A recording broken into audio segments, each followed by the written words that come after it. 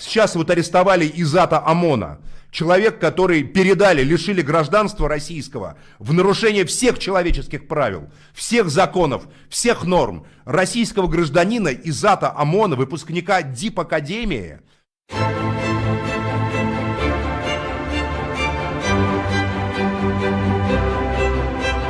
Решила за нас наши вопросы там с правами человека или еще что-то. Я их не осуждаю.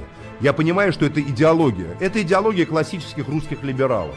Кадетов, например, которые говорили: ах, как хорошо бы, чтобы мы жили как в Англии, или как во Франции, или как в Германии, или как в США. Смердяков у Достоевского, помните, в «Братьях Карамазовых»? Ах, как жаль, что умная нация да не завоевала глупую, говорил он про нашествие Наполеона. Пожалуйста, для этого есть другие партии. Яблоко, Парнас, Яблоко, которое, кстати, тоже, вот нам говорят, вы спойлер. Слушайте, свобода и справедливость написано рядом с логотипом Яблока. Мы ваш спойлер, КПРФ или спойлер Яблока? Вы определитесь, чей мы спойлер. Мы вообще не спойлер. Мы будем партия, которая пройдет 5%, которая возьмет, создаст фракцию в Думе. Увидите, по результатам борьбы и по результатам работы. Нам говорят, это невозможно, за тобой стоит администрация президента. Я же не вы, те, кто так говорит. Пальцем не будем показывать, за кем стоит администрация президента. За мной никто не стоит, я сам по себе.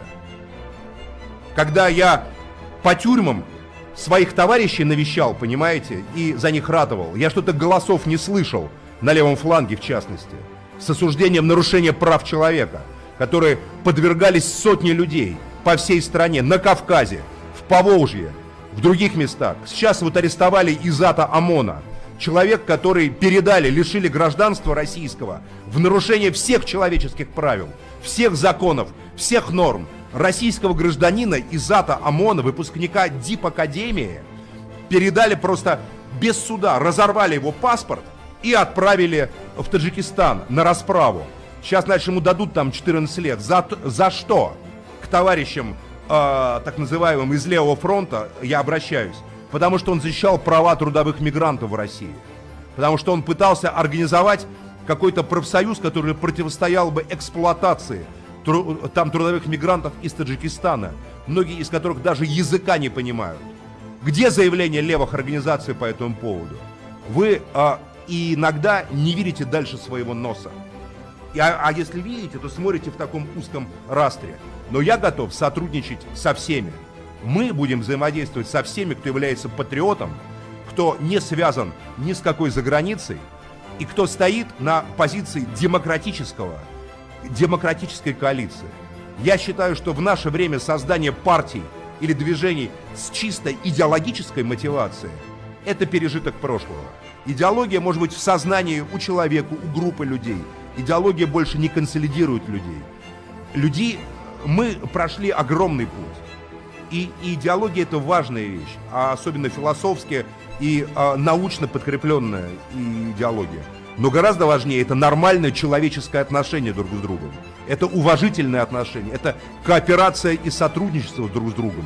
Поэтому мы и выбрали свободу и справедливость как название этой абсолютно новой партии, которую вы все обвиняете в том, что она Кремлем создана.